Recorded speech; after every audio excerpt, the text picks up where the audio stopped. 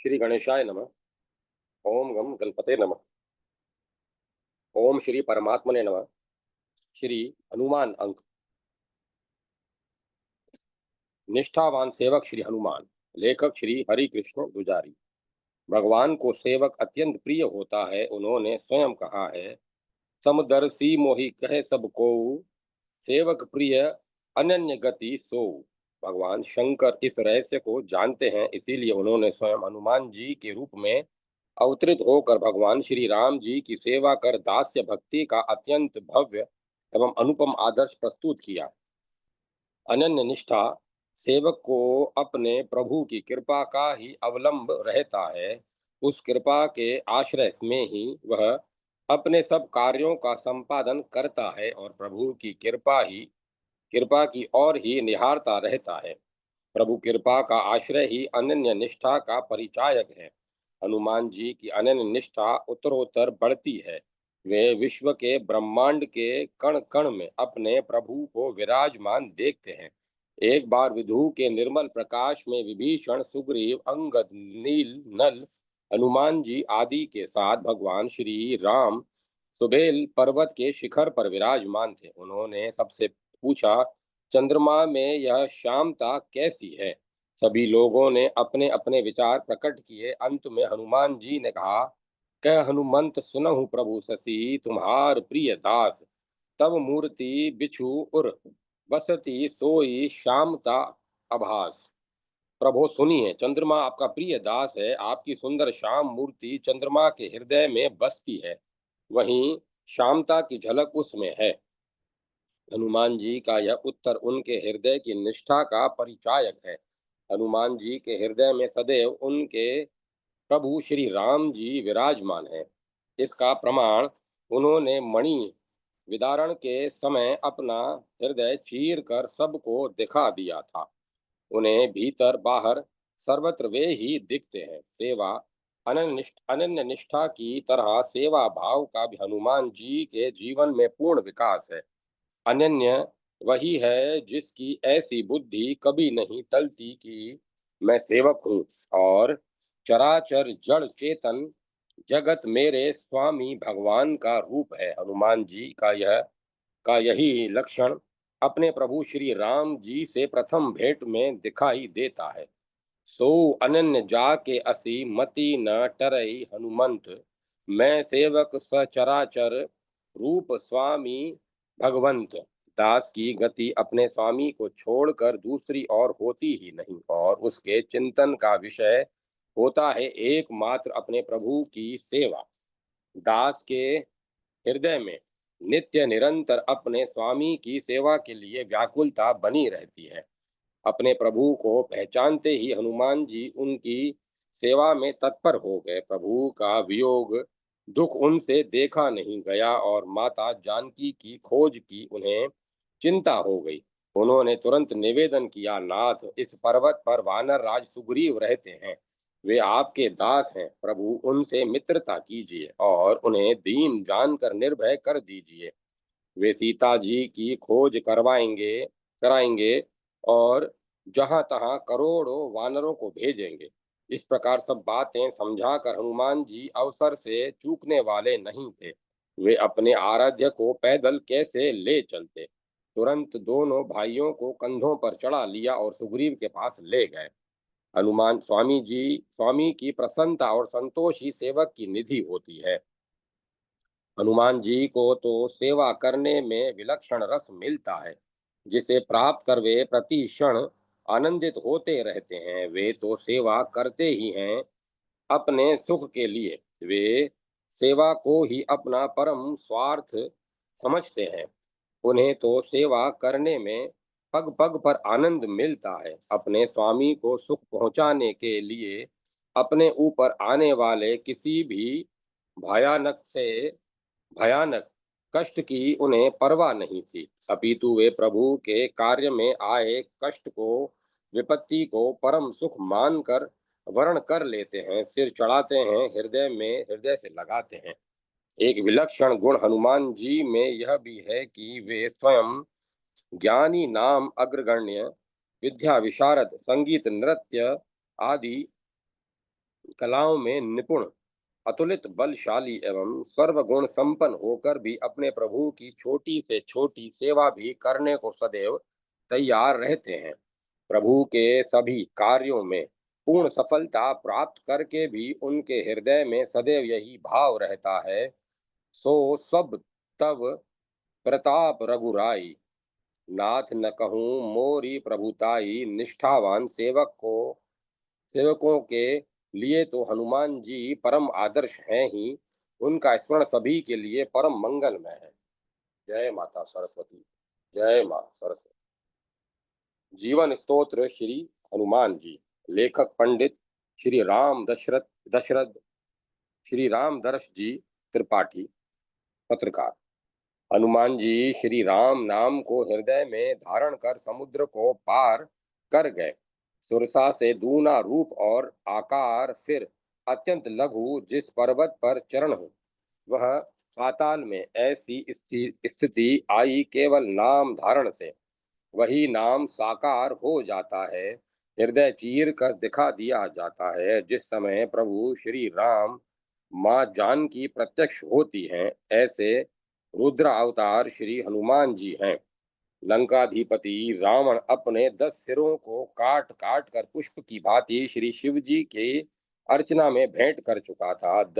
10 रुद्र उसके वश में, काल उसकी कोठरी में, देवता नतमस्तक, परिस्थिति विकट, सृजनकर्ता का उसे वरदान, संहार करता उसके वश में, पालन करता की प्रतिज्ञा की। जब भी पृथ्वी पर अभिमानी असुरों का बोझ पड़े तो उसे हटाना, इसमें संहार अधिपति की सहायता आवश्यक। इसी हेतु एकादश रुद्र का श्री हनुमत रूपावतार श्री हनुमान चरित एक जीवन दर्शन है, जिसका मनन श्रवण परलोक सुधारने का अवलंब तो है ही, इस जीवन में सफलता की एक महत्वपूर्ण पूंजी है। इस जिसके प्रयोग से जीवन मार्ग में सभी बंद द्वार अनायास खुल जाते हैं। सांसारिक जीवन में आवश्यकता होती है सभी को एक मित्र की, एक पथ प्रदर्शक की, एक सेवक की, चाहे व्यक्ति साधारण हो, असाधारण हो अथवा पुरुषोत्तम हो। ये तीनों आवश्यकताएं अकेले श्री हनुमत चरित्र में से पूरी हो जाती है। श्री हनुमान जी आदर्श मित्र रूप में पंपापुर नरेश वाली अपने सगे भाई को सत्ता से विच्युत कर अनाश्रित बना देता है। सुग्रीव भाई के डर से ऋषिमुख पर्वत की कंदरा में निवास करते हैं, निर्वासित जीवन व्यतीत करते हैं, निरंतर भयपूर्ण स्थिति में रहते हैं कि न जाने कब किस छद्म वेश में वाली द्वारा भेजा गया कोई गुप्त शत्रु हत्या कर दे। ऋषि शापवश वह स्वयं तो वहां आ नहीं सकता। ऐसी भयपूर्ण मन स्थिति में बलशाली श्री हनुमान जी सत्ताधिपति वाली को जिसके साथ रहकर प्राप्त सभी संभव सुखों का उपभोग कर सकते थे, त्याग कर कंदरा निवासी सुग्रीव की रक्षा करते हैं और मित्रता निभाते हैं। केवल मित्रता निभाने की इति श्री इतने से नहीं इतने से ही नहीं, प्रत्युक्त इससे आगे मर्यादा पुरुषोत्तम भगवान श्री राम से उनकी मित्रता भी कराते हैं। सुग्रीव से मित्रता निभाने के लिए योद्धा श्री हनुमान विप्र हनुमान बनते हैं, मर्यादा पुरुषोत्तम भगवान श्री राम से मिलते हैं। सुग्रीव की इस शंका का निवारण करने हेतु की यही कहीं युगल योद्धाओं के रूप में वाली द्वारा प्रेरित शत्रु तो नहीं आ रहे हैं। श्री हनुमान जी श्री राम से मिलते हैं, जीव परमात्मा से मिलता है, एकाकार होता है। साधक की साधना सफल होती है, किंतु इतनी ही सफलता से मित्र हनुमान श्री हनुमान को चैन कहाँ। जब तक मित्र दुख में, तब तक शांति कहाँ। श्री राम सुग्रीव की मित्रता श्री हनुमान की प्रेरणा और परिणाम हुआ वाली वध सुग्रीव को किष्किंधा का राज्य भय समाप्त, खोई हुई सत्ता की प्राप्ति, मित्र के वास्तविक चरित्र का प्रत्यक्षीकरण। श्री हनुमान द्वारा ब्रह्म मुहूर्त की वेला अंतःपुर देखा जा चुका कोई भवन बाकी न बचा। श्री हनुमान जी चिंतित राम नाम उच्चारण के साथ विभीषण जागे। श्री हनुमान उनसे मिले, हृदय मिला, मित्रता हुई। सुग्रीव की घटना पुनः दोहराई गई। विभीषण लंकाधिपति हुए, आसुरी शक्तियों का विनाश हुआ। विभीषण ने श्री राम अनुशासन में शासन सूत्र अंततः संभाला, अर्थात क्षणिक मैत्री से जो ब्रह्म मुहूर्त में हुई। श्री हनुमान ने विभीषण को मित्र माना तो श्री राम ने उन्हें मिलाया, राजा बनाया। इस प्रकार दो को अधिपति बनाया मित्र श्री हनुमान ने, जो दैनिक जीवन में निरंतर मित्र के कर्तव्य एवं प्रेरणा के प्रकाश स्तंभ हैं। पथ प्रदर्शक हनुमान। माँ जानकी की सूचना लिए बिना लौटे तो जीवित नहीं बचोगे। आदेश हुआ राजा सुग्रीव का। समुद्र तट पर किंग कर्तव्य विमुड़ सभी शोक मग्न संपाति ने इतनी सूचना दी तो दे सूचना तो दे दी कि लंका में मां जानकी है। मात्र सूचना से बिना निशानी लाए जीवन बचने की कोई संभावना न थी। जामवन अपने रहने से पूर्व पुरुष के न रहने से असहाय, युवराज अंगद वापसी के प्रति शंकालु, सभी वीर योद्धा शोक मग्न। चेतना हुई, जामवान के वचन अच्छे लगे। जब तक लौट न आऊं प्रतीक्षा करो, और का मार्ग प्रदर्शित कर समुद्र लंघन किया। फिर श्री हनुमान जी ने और जीवन पथ के दर्शक बने इन सभी वीरों के। श्री राम हनुमान की गाथाएं प्रत्यक्ष रही। त्रेता में, द्वापर में भीम के पथ प्रदर्शक बने। अहंकार छोड़ने में जब स्वर्ग का मार्ग रोक कर बैठ गए, अन्यथा भीम उस मार्ग से कहीं और निकल जाते। कर्तव्य से च्युत होकर कलयुग भी श्री हनुमान जी के पथ प्रदर्शन से वंचित नहीं। घर घर में प्रचलित रामचरितमानस के रचनाकार की इच्छा हुई राम दर्शन की। पथ प्रदर्शक श्री हनुमान प्रत्यक्ष हुए, तुलसीदास की सहायता की कि वे भगवान राम का दर्शन कर सकें। जब वे झुकते ही रहे तो बाध्य सो हनुमान को प्रत्यक्ष कहना पड़ा कि तुलसीदास चंदन घिस रहे हो, जिसे रघुवीर ग्रहण कर रहे हैं। तुलसीदास को श्री राम मिल गए। परिमाणतः मानवता को रामचरितमानस मिल गया, जो संभव हुआ पथ प्रदर्शक श्री हनुमान के नाते। जीवन के पल पल में, प्रत्यक्ष कठिनाइयों में, हर कार्य में निरंतर सुलभ है पथ प्रदर्शन हेतु श्री हनुमान जी। केवल विलंब है उन्हें पुकारने में।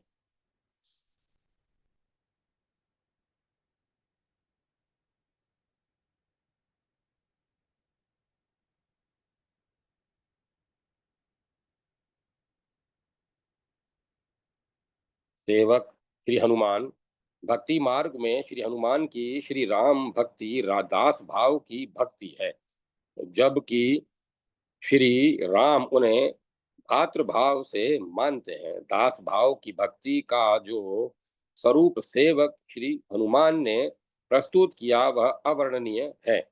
अकेले लंका में युद्ध, अक्षय कुमार सहित अगणित योद्धाओं को जुझाते हुए मां जानकी की निशानी सहित वापसी, अपने प्रभु श्री राम के चरणों में बैठकर उनकी सेवा करते हुए रावण से युद्ध, अहिरावण द्वारा छल कपट से श्री राम लक्ष्मण को पाताल ले जाकर बलि की तैयारी के समय अकेले जीवन का मोह छोड़ पाताल यात्रा, अपने प्रभु के लिए जीवन का जोखिम उठाकर युद्ध और अहिरावण को पराजित कर प्रभु सहित प्रत्यावर्तन किया श्री हनुमान ने। इस प्रकार श्री हनुमान जी ने एक मित्र, एक पथ प्रदर्शक एवं एक सेवक के रूप में जो मान्यता स्थापित की, उसके हजारों भाग को यदि जीवन में उतारा जा सके तो निस्संदेह लौकिक उपलब्धि भी होगी, पारलौकिक तो सुनिश्चित ही है। जय माता सरस्वती। जय माता सरस्वती। श्री हनुमान नारद मिलन। लेखक श्री श्यामलाल जी हकीम। देवर्षि श्री नारद भगवत भक्ति के आचार्य हैं। भक्ति का प्रचार प्रसार तथा आचरण द्वारा आदर्श स्थापन कर जागतिक जीवों को भगवत भगवत उन्मुख करना ही उनका एकमात्र ध्येय या लक्ष्य है। इनको भगवान का मन कहकर भी वर्णन किया गया है। जीव का निस्तार करना जैसे श्री भगवान का सहज स्वभाव या धर्म है, उसी प्रकार उनके मन स्वरूप श्री नारद भी जीवों को भगवत उन्मुख करने में सतत तत्पर रहकर अबाध गति से त्रिभुवन में विचरण करते रहते हैं। जैसे श्री भगवान के अनंत स्वरूप और अनंत धाम हैं, उसी प्रकार उनके भक्त भी अनंत हैं। यह विचार कर एक बार श्री नारद जी के मन में कौतुकवश यह जानने की तीव्र उत्कंठा जाग उठी कि श्री भगवान का सबसे अधिक प्रिय भक्त या कृपा पात्र कौन है। इसी संदर्भ में वे पृथ्वी लोक स्थित प्रयाग निवासी एक ब्राह्मण भक्त से मिले जो श्री शालग्राम का प्रिय भक्त था। श्री नारद जी ने उसकी प्रशंसा करते हुए कहा, विप्र, आप श्री भगवान के परम भक्त हैं। उस ब्राह्मण ने अपने अपनी दीनता प्रकट करते हुए निकटवर्ती देश के राजा का परिचय दिया कि वास्तव में वह राजा भी श्री भगवान का परम भक्त है। श्री नारद जी उस राजा के निकट पहुंचे और उसकी प्रशंसा की, परंतु राजा ने भी अपने को भगवत कृपा से वंचित बताकर देवराज इंद्र को भगवान का पूर्ण कृपा पात्र बतलाया।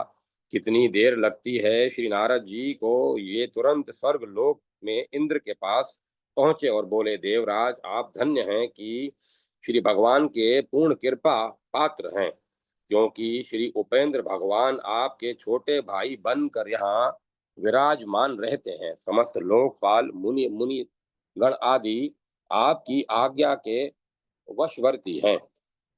श्री नारद द्वारा अनेक प्रकार की स्तुति सुनकर इंद्र ने अपने दोषों की गाथा कह सुनाई और अपने को भगवत कृपा से वंचित बतलाया। इंद्र ने श्री नारद जी को ब्रह्मलोक में भेजा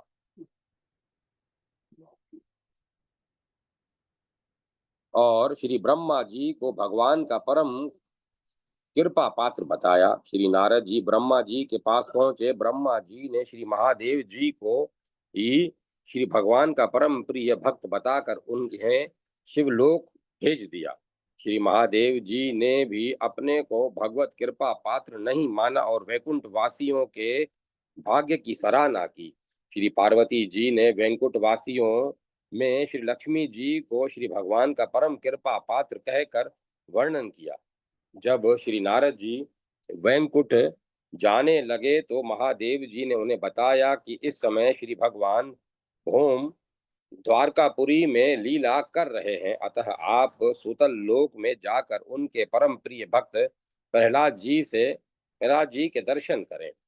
श्री नारद जी प्रहलाद जी के पास पहुंचे और उनकी गुण महिमा का गान करते हुए कहने लगे, प्रहलाद जी, निश्चय ही आप श्री भगवान के श्रेष्ठ भक्त हैं।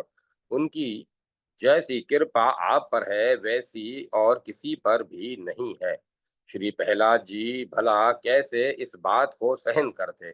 वस्तुतः भक्ति एवं भगवत कृपा का स्वभाव है दैन्य और प्राण है विनम्रता।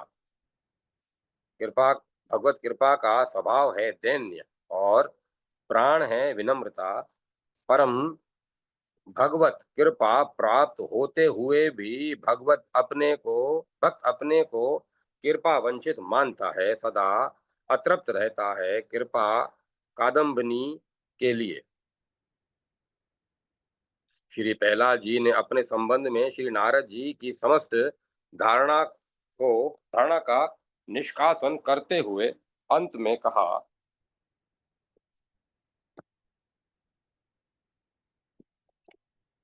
अंत में कहा, मुनि श्रेष्ठ, आप निर्हेतुक कृपालु हैं। मैं आपके दुर्भाग्यों का अधिक निरूपण कर आपको दुखी नहीं करना चाहता। आप किम पुरुष वर्ष में जाकर श्री हनुमान जी के दर्शन कीजिए। श्री प्रहलाद जी ने आगे कहा, श्री हनुमान जी ही बड़े भाग्यशाली हैं। उन्होंने भगवान श्री राघवेंद्र के सेवा सुख का निरंतर 11,000 वर्षों तक निर्विघ्न रूप से आस्वादन किया है। वे अतिशय बलवान हैं और देवताओं की कृपा से अनेक वर प्राप्त कर वे जरा मरण से रहित हैं। नारद जी, आप विचार कीजिए, श्री हनुमान जी जैसा भगवत कृपा पात्र और कौन हो सकता है। वे प्रभु श्री राघवेंद्र के श्रेष्ठ वाहन हैं। उनकी पूछ प्रभु के लिए श्रेष्ठ छत्र स्थानीय है। उनकी पीठ प्रभु का सुखद आसन है। सच पूछिए तो श्री राम की विजय के संपादक श्री हनुमान जी ही हैं। अतः वे ही अब वे ही सब कृपा से श्री भगवान के कृपा भाजन है। यहाँ तक कि प्रभु का आज्ञा पालन करते हुए वे श्री राघवेंद्र के असह विरह को भी सहन कर यहाँ पृथ्वी लोक पर विराजते हैं। प्रभु के साथ साकेत लोक में नहीं गए, केवल इसीलिए कि भगवत विमुख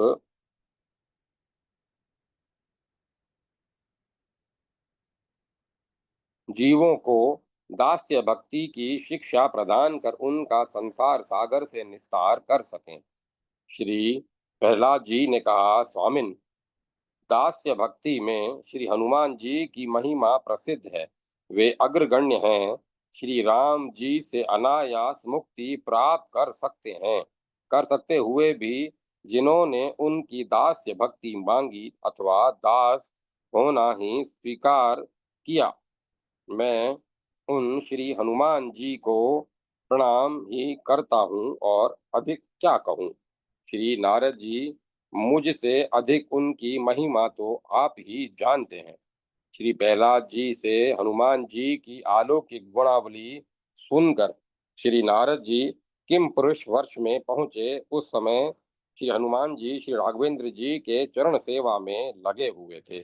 श्री नारद जी श्री हनुमान जी के दर्शन करते ही उल्लासित हो उठे और जय श्री राघवेंद्र, जय श्री लक्ष्मण कहकर नाचने लगे।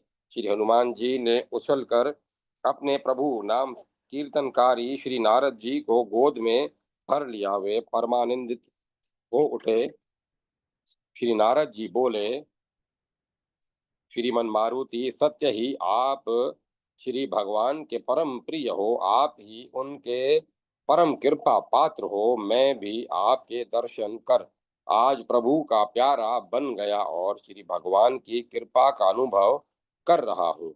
इस प्रकार श्री नारद जी श्री हनुमान जी की अनेक प्रकार से प्रशंसा की, परंतु श्री हनुमान जी ने उसके प्रत्युत्तर में क्या कहा, उसे पाठकगण श्री सनातन गोस्वामी पाद विरचित श्री ब्रह्माद्भुत भगवत अमृतम नामक ग्रंथ रत्न में अध्ययन करें।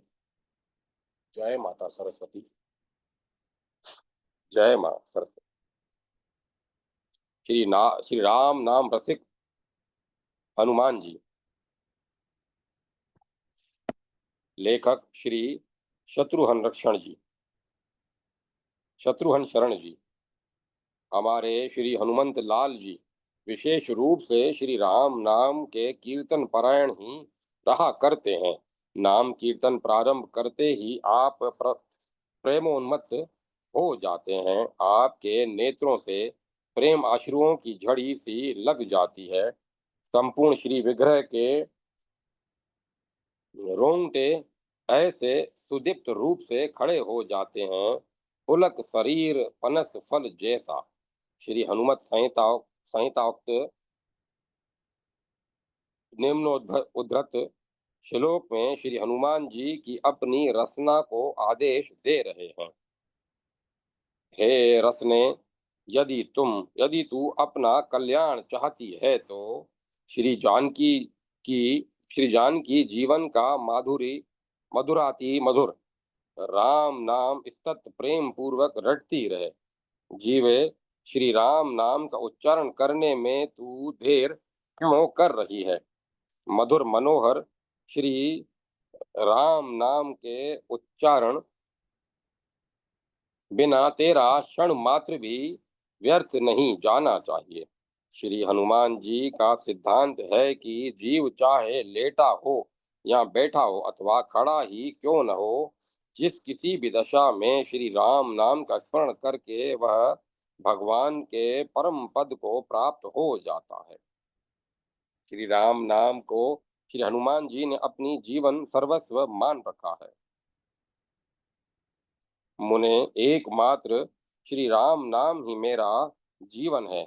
मैं आपसे सत्य कहता हूँ कि सदा सर्वदा मेरा एकमात्र सर्वस्व श्री राम नाम ही है।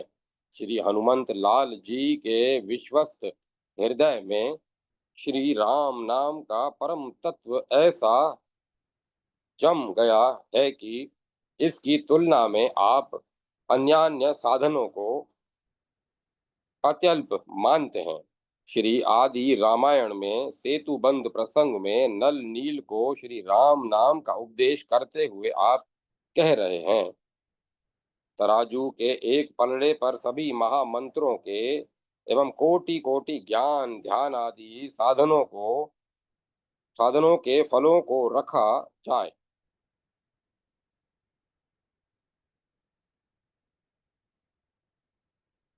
दूसरे पल्ले पर केवल श्री राम नाम को ही रखा जाए तो भी सब मिलकर श्री राम नाम की तुलना नहीं कर सकते। श्री राम नाम की आराधना में अन्य साधनों की भांति देश काल की पवित्रता एवं अनुष्ठान आदि क्रिया और ज्ञान की अपेक्षा नहीं होती। उच्चारण मात्र से ही अनंत कोटि फल प्रदान करने वाले हैं श्री राम नाम रूपी मंत्र। श्री राम भजन में विलक्षणता यह है, सुमिरे पवन सुत पावन नामु अपने बस करी राखूं रामू। सर्वत्र स्वतंत्र सर्वेश्वर परम प्रभु को भी वश में करने वाले श्री राम नाम कीर्तन की बराबरी भला अन्य साधन कैसे कर सकेंगे। जो सदा स्नेह पूर्वक श्री राम नाम जप करते हैं, उनके ऊपर तो हनुमान जी लट्टू हो जाते हैं। उनके लिए आप कल्प वृक्ष बनकर सभी मनोरथों का सभी मनोरथों को सफल करते रहते हैं। आपके ही मुख से सुन लीजिए। विप्रवर, जो मानव मेरे स्वामी दया सागर श्रीमान रामचंद्र जी के मंगलकारी नाम का सदा प्रेम पूर्वक जप करते हैं, उनके लिए मैं सदा प्रयत्न पूर्वक प्रदाता बना रहता हूँ। मैं नित्य उनकी अभिलाषा पूर्ति करते हुए उन्हें उत्तम सुख देता रहता हूँ। इस प्रकार श्री हनुमान जी स्वयं तो नाम कीर्तन में सदा जागरूक रहते ही हैं, अन्य कीर्तन प्रेमियों को भी सदा रक्षा और सहायता करते रहते हैं। जय माता सरस्वती। जय मां सरस्वती। श्री हनुमान। लेखक डॉक्टर श्री सर्वानंद जी पाठक, M.A. तत्व संपूर्ण सृष्टि में पर ब्रह्म परमात्मा के अतिरिक्त अन्य किसी का अस्तित्व नहीं है। स्थावर जगम रूप में जो कुछ भी तत्व दृष्टि गोचर हो रहे हैं, वे सब ब्रह्म के ही प्रतीक हैं।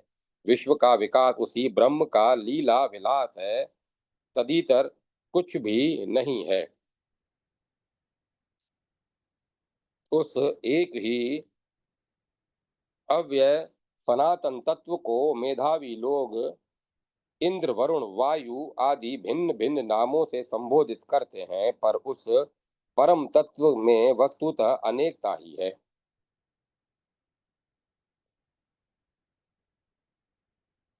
पर उस परम तत्व में वस्तुतः अनेकता नहीं है। जब कल्प के आदि में इस परम चैतन्य तत्व ने अपने को एकाकी देखा, अनुभव किया, उसमें सृष्टि के लिए संकल्पोदय हुआ और उसने कामना की, मैं एक हूँ, बहुत हो जाऊं, प्रजा सृष्टि करूं, तब स्वयं ही वह बहु रूप हो गया और सृष्टि कर्म चला। अब प्रश्न यह उठता है कि उस सर्वशक्तिमान को किसी व्यापार की कामना क्यों हुई, क्योंकि कामना तथा आशंका तो अभावग्रस्त व्यक्तियों को ही होना तर्क संगत है।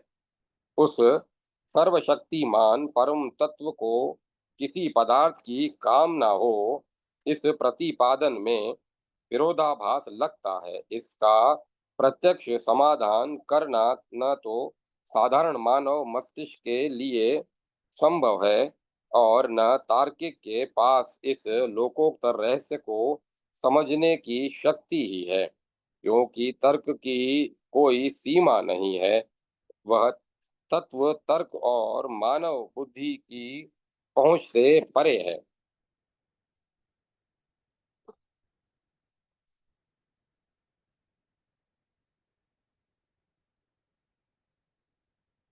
ब्रह्मा के सनातन स्वरूप के निर्धारण के संबंध में वैदिक उक्ति है, वह अमृत स्वरूप, मृत्यु और परिवर्तन रूप, विकार से रहित तथा नित्य सत्य परमानंद घन है। ब्रह्म ही इस संपूर्ण सृष्टि में अपना विनय लीलाभिनय करता हुआ हमारे आगे पीछे दाहिने बाएं ऊपर नीचे सर्वत्र प्रसरित होकर विभिन्न रूपों में अपना अस्तित्व धारण कर रहा है। ब्रह्म ही विश्व का यथार्थ रूप है और वही एकमात्र आराध्य तथा आशं आकांक्षणीय तत्व है।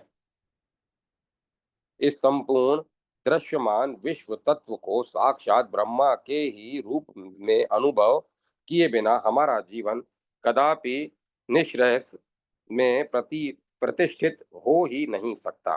जिससे ये दृश्यमान चराचर प्राणी उत्पन्न होकर जिसके सहारे जीवन धारण करते हैं तथा अंत में इस लोक से प्रयाण करते हुए जिसमें समाविष्ट हो जाते हैं, वही ब्रह्म पदवाच्य है। जिस प्रकार सनक सनंदन सनत कुमार और सनातन वराह मीन आदि परमात्मा के अवतार हैं, उसी प्रकार विश्व के समस्त प्राणी भी अंशी श्री कृष्ण रूप परमेश्वर के ही अवतार हैं। अंश और अंशियां कला की न्यूनाधिकता के अनुपात से ईश्वर, देवता तथा मनुष्य आदि कोटियों का विभाजन होता है। इनमें जो लोकोत्तर शक्ति संपन्न हुए, वे देवता या ईश्वर नाम से अभिहित हुए, और जो केवल लौकिक बल बुद्धि से संपन्न हुए, वे मनुष्य आदि जागतिक प्राणी कहलाए। परंतु वासुदेव श्री कृष्ण तो संपूर्ण कलाओं से परिपूर्ण होकर धरा धाम पर अवतीर्ण हुए थे। उन्हीं प्रभु श्री कृष्ण की घोषणा है, इस देह में यह सनातन जीवात्मा मेरा ही अंश है और यही प्रकृति स्थित मन तथा त्वक, रसना, चक्षु, कर्ण और नासिका, इन पांचों इंद्रियों को आकर्षित करता है। अर्थात यह जीवात्मा परमेश्वर का ही सनातन अंश है, उन्हीं का स्वरूप है, परंतु माया के संयोग से त्वक आदि पांच ज्ञानेंद्रियों और छठे मन के साथ लिंग शरीर धारण कर संसार में गमनागमन करता है। इसी प्रकार वैदिक प्रतिपादन भी है। भगवान के भिन्न भिन्न रूपों की परछाई के समान आत्मा अस्तित्व धारण करता हुआ सा प्रतीत होता है।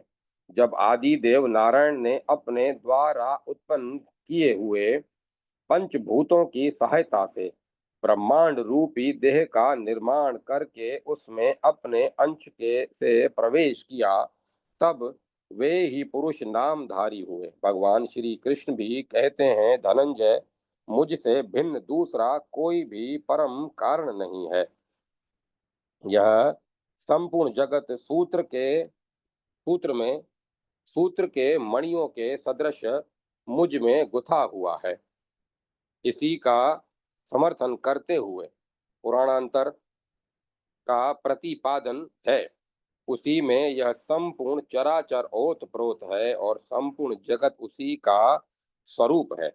उससे भिन्न कुछ भी नहीं उससे भिन्न कुछ नहीं है। उसको जानकर मनुष्य मुक्त हो जाता है। सतवगुण संपन्न परमात्मा के अवतारों की कोई संख्या नहीं, वे संख्यातीत हैं।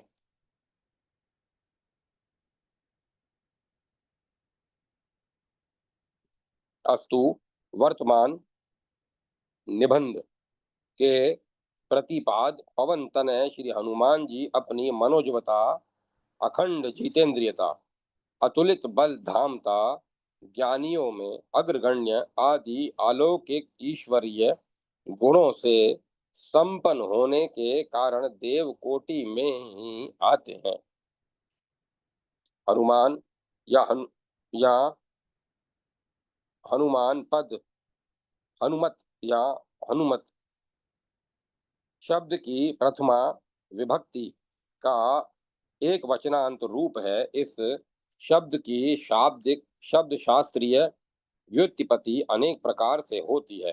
हनु या हनु, जो ठुड्डी ऊपर जबड़े का वाचक है, शब्द के आगे तदस्य अस्ति अर्थात अर्थ में अथवा अति शायन अर्थ में भी तद्वितीय मतुप प्रत्येक प्रत्यय के योग से हनुमत या हनुमत शब्द की सिद्धि होती है।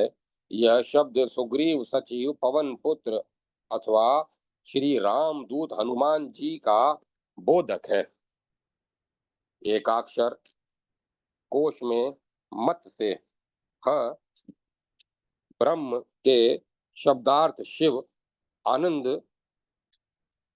आकाश और जल आदि है, और नु शब्द का अर्थ पूजन और या प्रशंसा है। इसकी निष्पत्ति णु धातु के आगे किव प्रत्यय के योग से होती है।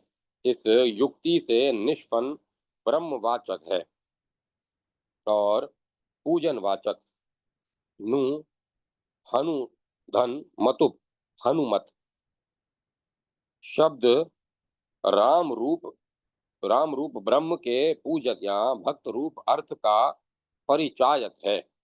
ह शिव, आनंद, आकाश और जल आदि का वाचक है। नु पूजन प्रशंसा आदि का बोधक है। माँ लक्ष्मी और विष्णु का घोतक है और न बल, युद्ध आदि वीरता सूचक है। ये चारों शब्दार्थ श्री राम दूत मारुति के समाविष्ट हैं। इस प्रकार व्युत्पन्न उपर्युक्त हनुमत शब्द की सिद्धि में तीन प्रकार युक्ति युक्त ही है। पर अब समस्या यह उत्पन्न होती है कि उपर्युक्त प्रथम प्रकार से निष्पन्न हनुमत शब्द सामान्यता अशेष वानर भालू जातियों का ज्ञापक सिद्ध होता है, न कि केवल राम दूत या सुग्रीव सचिव पवनात्मज का। क्योंकि प्रत्येक वानर का ऊपरी जबड़ा समान रूपात्मक होता है। वस्तुतः हनुमत शब्द में प्रत्युक्त हनु या हनु शब्द एक विशिष्ट घटना में रहस्य का संकेतक है। हनुमान जी वायु देवता के औरस पुत्र थे और उनका शरीर वज्र के समान सदृढ़ था। गति गरुड़ के समान तीव्र थी। वायु नंदन जन्म काल से ही इतने तेजस्वी थे कि बचपन में ही सूर्य को एक फल समझकर ये उनको पकड़कर निगल जाने के लिए उछल पड़े, परंतु सूर्य तक न पहुंचकर उदयगिरी पर ही गिर पड़े। उस गिरी के विशाल खंड पर गिरने के कारण उनकी हनु कुछ कट गई। उस कटी हुई विशिष्ट हनु के कारण वे हनुमान नाम से प्रसिद्ध हुए। वह कटी हुई विशिष्ट हनु रावण की नगरी लंका में इनके द्वारा आग लगाने लगा दी जाने की घटना का भी स्मरण कराती है। इस प्रसंग में महर्षि अगस्त्य का कथन है कि इनके पिता केसरी सुमेरु पर्वत पर राज्य करते थे और वही उनकी पत्नी अंजना के गर्भ से वायुदेव ने उन्हें जन्म दिया। जन्म के समय उनकी अंग कांति धान के अग्रभाग के समान पिंगल वर्ण की थी। एक दिन अपनी जननी अंजना की अनुपस्थिति में भूख से व्याकुल होकर वे बाल रवि को पकड़ने के लिए आकाश में उछले। अपने पुत्र को सूर्य की ओर जाते देखकर वायुदेव भी शीतल होकर उनके पीछे पीछे चले। इस प्रकार पिता के बल से लड़ते हुए वे सूर्य के समीप पहुंच गए। संयोगवश उसी दिन राहु भी सूर्य को ग्रहण करना चाहता था। जब सूर्य के रथ के ऊपरी भाग में उन्होंने राहु का स्पर्श किया, तब वह भागकर इंद्र की शरण में चला गया और उनसे अपना कष्ट कह सुनाया। राहु की बात सुनकर इंद्र ने अपने वज्र से हनुमान पर प्रहार किया, जिससे वे पवनात्मज एक पर्वत पर गिर पड़े और उनकी बाईं ठुड्डी हनु टूट गई। इनके इस प्रकार आहत होते ही वायुदेव ने अपनी गति रोककर देवताओं के रहे सहित समस्त जगत को त्रस्त कर दिया और उन्हें लेकर वे एक गुफा में चले गए। तब इंद्र आदि देवताओं सहित हनुमान जी उस स्थान पर आए जहाँ वायुदेव अपने आहत पुत्र को गोद में लिए बैठे थे। यह दृश्य देखकर ब्रह्मा जी को वायु देवता पर अतिशय दया आई। ब्रह्मा जी ने उन्हें पूर्ण स्वस्थ कर लिया। पुनः ब्रह्मा जी ने देवताओं से उन्हें वर देने के लिए कहा। तब इंद्र ने उन्हें अपने वज्र से अवध्य होने का वर देते हुए हनु के टूट जाने के कारण उन्हें हनुमान नाम से समाख्यात होने का वर भी दिया। आयु सीमा। हनुमान जी की आयु के रहस्य का विवेचन करना एक समस्या है। ऐसे तो ये अश्वत्थामा, बलि, व्यास, हनुमान, विभीषण, कृपाचार्य, परशुराम और मार्कंडे इन 8 चिरंजीवियों में एकतम हैं। पर हनुमान जी को केवल चिरंजीवी कहना पर्याप्त नहीं है, उन्हें नित्य जीवी अथवा अजर अमर कहना ही असंगत नहीं।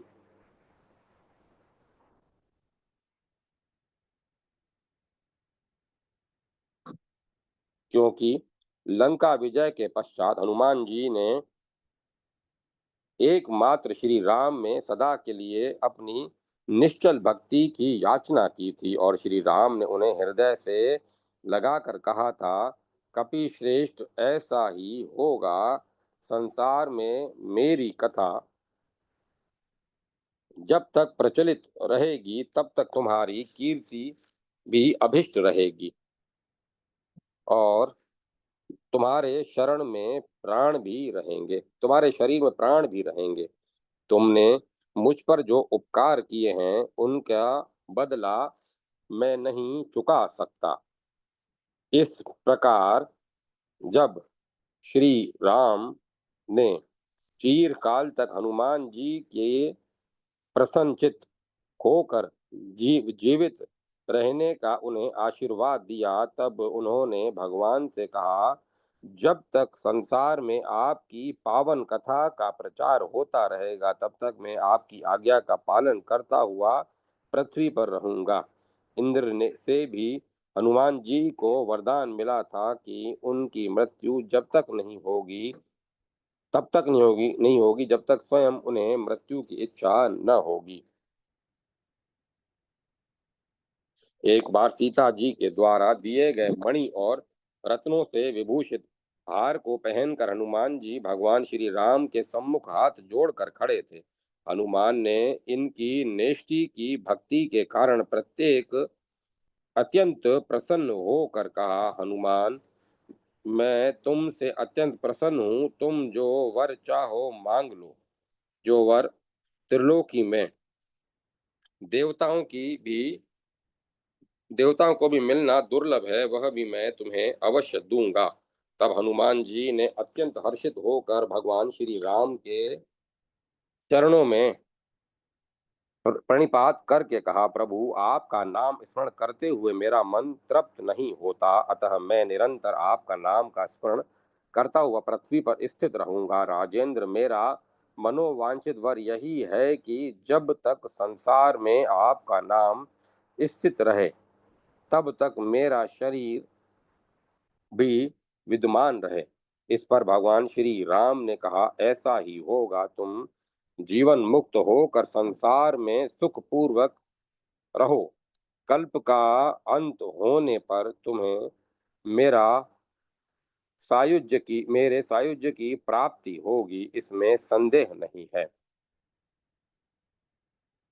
इस इन प्रमाणों से ज्ञात होता है कि हनुमान जी न केवल चिरंजीवी ही हैं, अपितु वे नित्य जीवी, इच्छा, मृत्यु तथा अजर अमर ही हैं।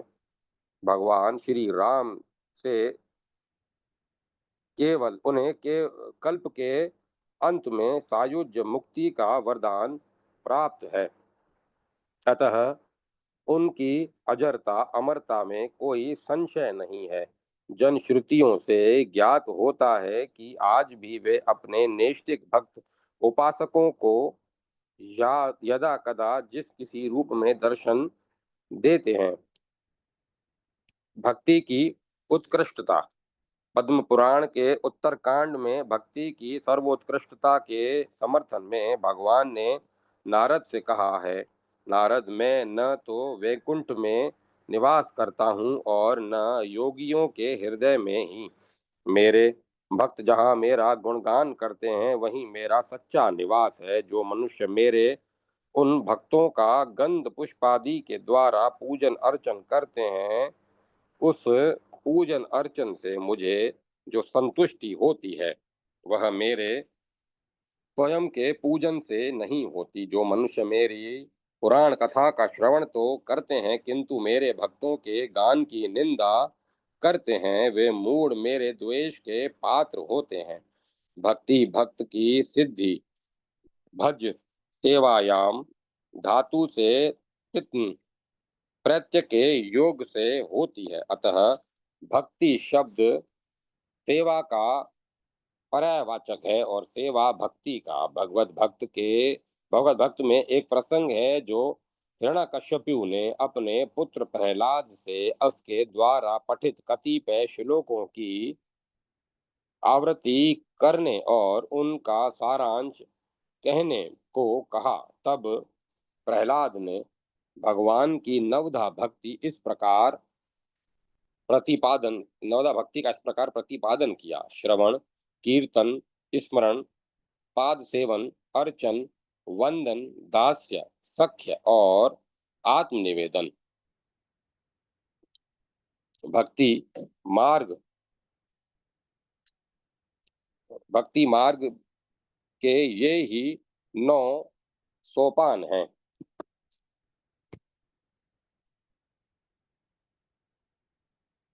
आत्म निवेदन पर प्रतिष्ठित हैं। श्री पवनात्मज क्रमशः 8 सोपानों को पार कर अंतिम सोपान आत्मनिवेदन पर प्रतिष्ठित है।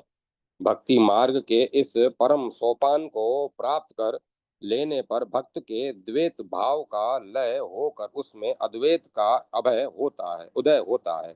भक्त भगवान के एकाकारता या जीवन मुक्ति प्राप्त कर लेता है। किंतु हनुमान जी ने मुक्ति की अपेक्षा भक्ति को ही श्रेयस्कर समझा।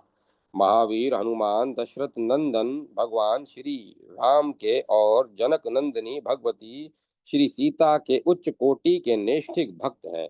इसीलिए तो राज सिंहासनारूढ़ सीतापति श्री रामचंद्र ने उनकी एकांतिक भक्ति से प्रसन्न होकर उनसे त्रिलोकी में देवताओं के लिए जो दुर्लभ अनिच्छानुसार वर मांगने को कहा, पर हनुमान ने और कुछ न मांगकर अपनी अनपायनी भक्ति ही मांगी। भक्त वत्सल श्री राम ने संकोच में भरकर कहा, कपि श्रेष्ठ, तुमने मुझ पर जो उपकार किए हैं उनका बदला मैं नहीं चुका सकता। उनके विनय में देने के लिए मेरे पास उनके विनिमय में देने के लिए मेरे पास कोई पदार्थ नहीं है, अर्थात मैं लज्जित हूँ। यह है श्री भगवान की भक्त वत्सलता। भक्त वत्सल भगवान के पास कोई भी पदार्थ भक्तों के लिए अदेय नहीं रहता।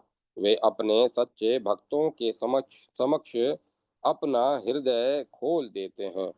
लंका विजय के पश्चात जब भगवान श्री राम राज्याभिषिक्त हुए, तब पुरस्कार प्रदान के प्रसंग में उन्होंने अत्यंत प्रेम से कोटि मित चंद्रों के समान प्रदीप्तिमान अमूल्य मणि और रत्नों से विभूषित एक हार अपनी प्रियसी श्री सीता जी को भी दिया। श्री जनक नंदिनी उस हार को गले से उतार कर बार बार अपने पति देव तथा उपस्थित वानरों की ओर देखने लगी। भगवान श्री राम ने सीता जी का संकेत भक्त वत्सलता समझकर उनकी ओर देखते हुए कहा, सुमुखी विदेह नंदिनी, तुम जिस पर प्रसन्न हो उसे यह हार दे दो। तब श्री सीता जी ने श्री राम जी के समक्ष ही वह हार हनुमान जी को दे दिया। उस हार को पहनकर गौरवान्वित हो हनुमान जी अत्यंत सुशोभित हुए।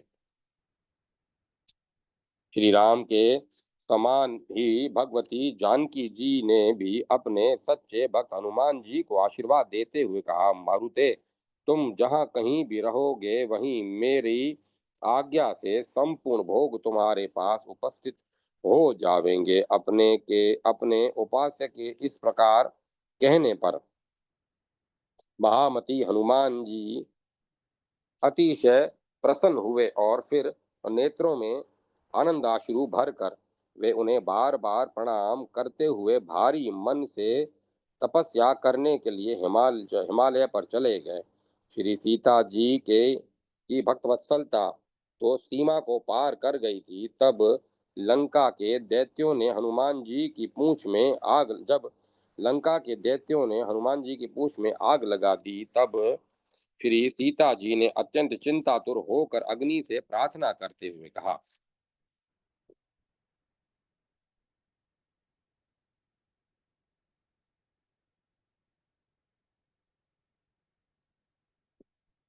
हे अग्निदेव, यदि मेरी पति सेवा निष्ठि की है, मेरी तपस्या प्रतिष्ठित है और मैंने विशुद्ध पातिव्रत्य का सचमुच पालन किया हो, तो आप भक्त हनुमान के लिए शीतल हो जाएं। अग्निदेव हनुमान जी के पिता वायु के परम सखा होने के कारण तथा श्री सीता देवी की इस प्रार्थना से परम शीतल हो गए और हनुमान की पूंछ को थोड़ा भी जलने नहीं दिया। ऐसी ही श्री सीताराम की भक्त वत्सलता यौगिक सिद्धियां अणिमा आदि 8 प्रकारों में संख्यात है, यथा अणिमा, महिमा, गरिमा, लघिमा, प्राप्ति, प्राकांप्य, ईश्वत्व और वशित्व। परम भक्ति योगी पवन तनय हनुमान जी के में ये 8 सिद्धियां समव्यक्तया प्रतिष्ठित थीं। इनसे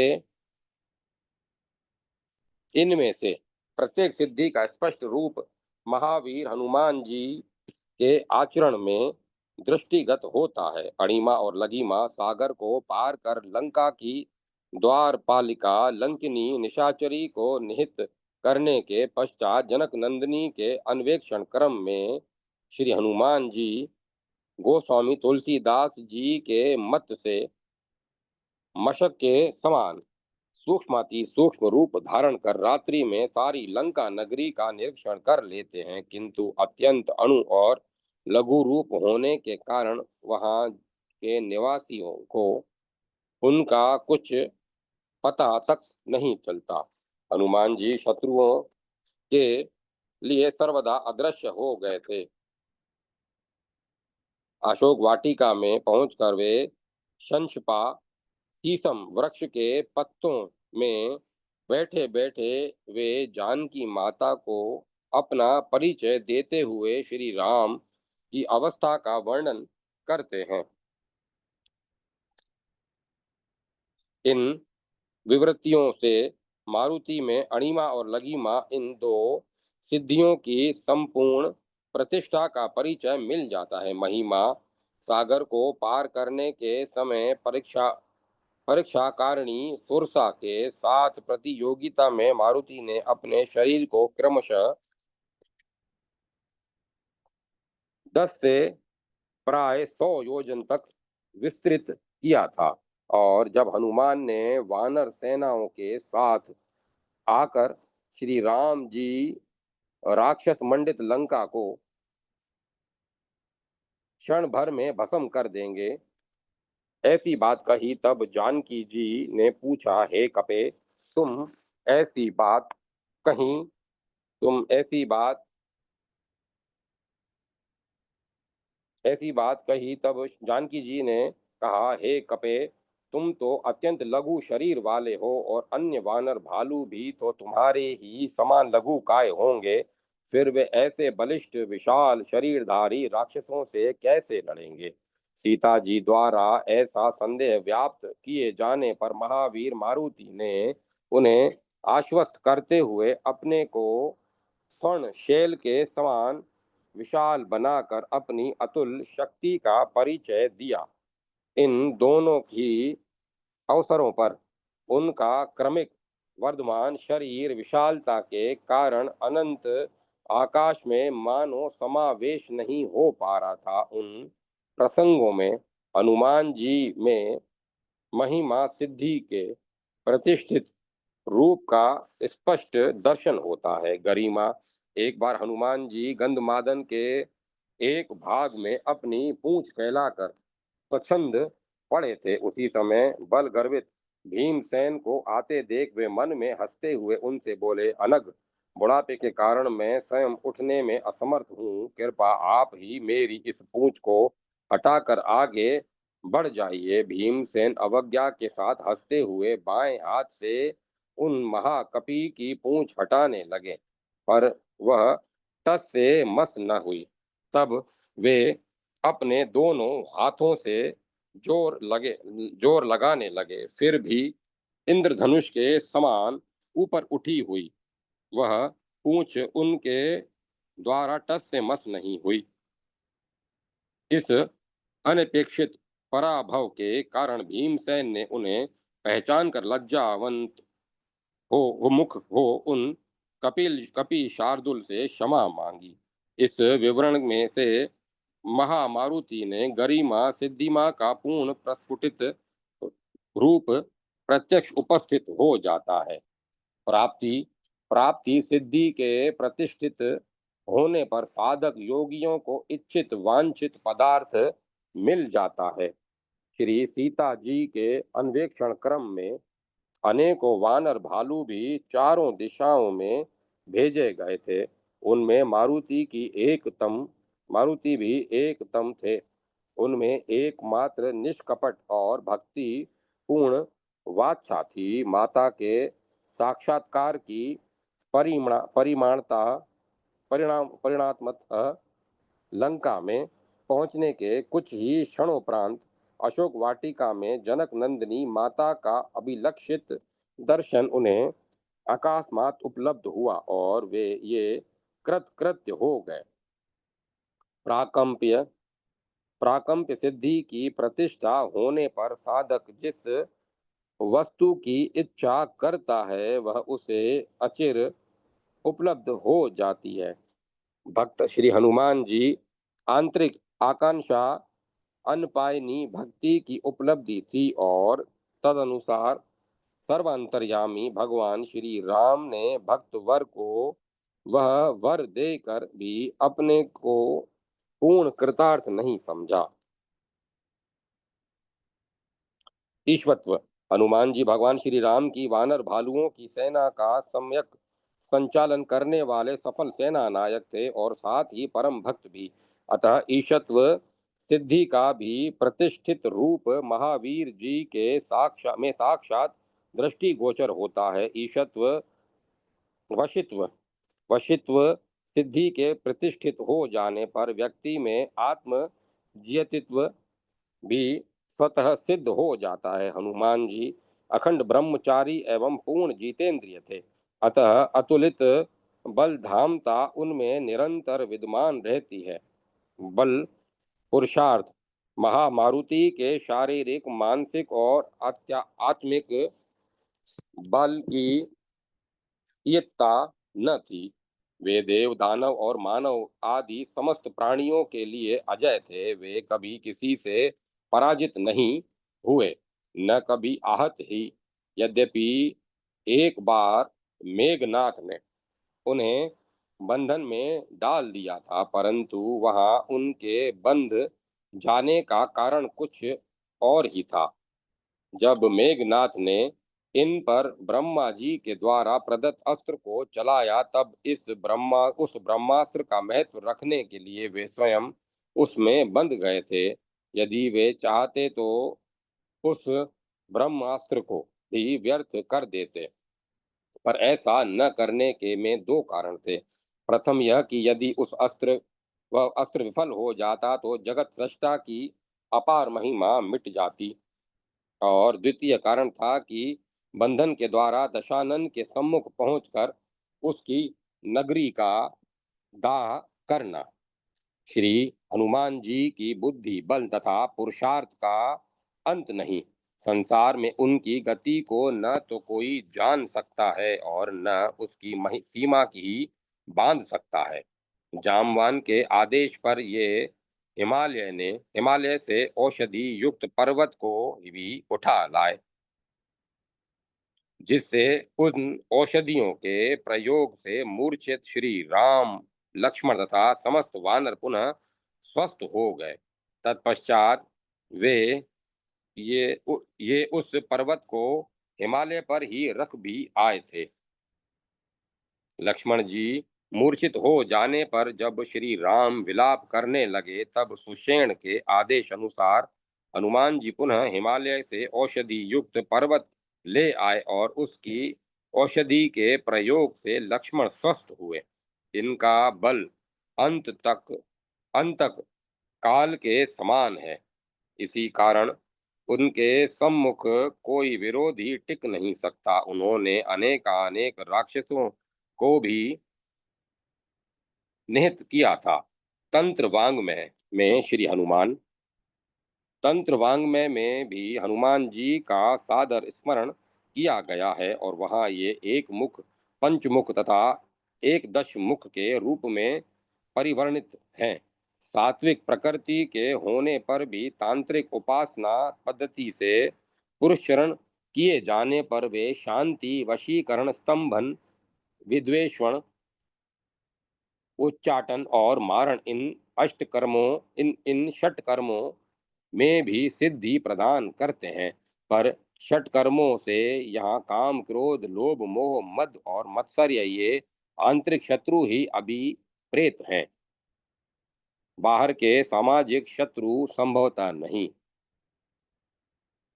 ब्रह्म ज्योतिषणवर इत्यादि आदि तंत्र ग्रंथों में हनुमत कवच, स्तोत्र, सहस्त्र नाम, कल्प, पटल, ध्यान आदि अनेक क्रियाओं के सांगोपांग विवरण मिलते हैं। उनकी कतिपय उपासना पद्धतियां ऐसी भी हैं जिनके पुनश्चरण सिद्ध होने पर श्री हनुमान जी के साक्षात दर्शन अन्य देवताओं के दर्शनों की अपेक्षा शीघ्र होते हैं।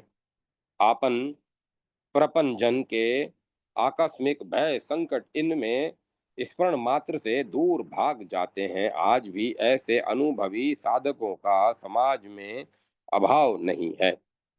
लेख के उपसंहरण में यही ज्ञातव्य है कि भगवान श्री राम के एकमात्र सहाय भूत हनुमान आदि वानर देवताओं के अंश से उत्पन्न होने के कारण अतुलित पराक्रमी तथा सर्वथा सर्वत्र अजय थे। त्रेता युग के चक्रवर्ती त्रेतायुग के चक्रवर्ती सम्राट महाराज दशरथ जी के पुत्रेष्टि नामक यज्ञ में आमंत्रित होकर ब्रह्मा विष्णु शंकर आदि संपूर्ण देवगण उपस्थित हुए थे।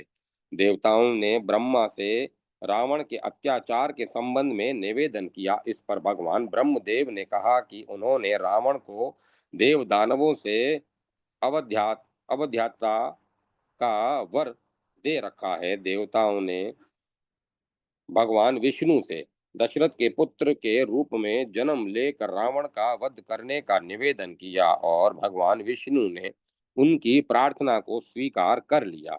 तब ब्रह्मा ने उन देवताओं से अप्सराओं और किन्नरियों से वानरों के रूप में अपने समान ही पराक्रमी पुत्र उत्पन्न करने के लिए कहा और ब्रह्मा के आदेश अनुसार देवताओं ने वानर संतान उत्पन्न की।